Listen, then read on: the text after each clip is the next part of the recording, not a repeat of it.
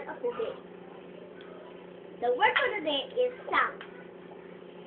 The word sound, we use sound as an adjective or a noun. As an adjective,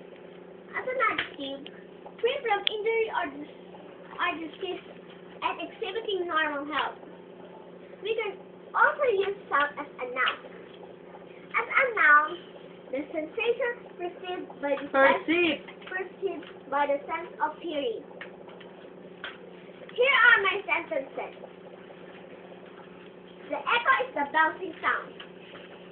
I use sound here as a noun. The second sentence is, I hear different sounds every day. I use sound here as a noun. My ears is sense of hearing. It is the reason Kasi haba-haba ng ginawang sentence it is the reason why I can hear different sounds. My ears is the sense of hearing. It is the reason why I can hear different sounds. Haba kasi ng ginawa mo eh. Uulitan naman. Ikay kasi ng ako eh. Haba-haba ng sentence na ginawa. Yung iba pang sentences, din yung sinama. Hoy, wala nang paglalagyan, no? Wala naman isusin. Eh di, discuss mo na lang sa klase, huwag mo isulat. Hindi ko magsado. Aba, isulat mo sa papel. Ulit?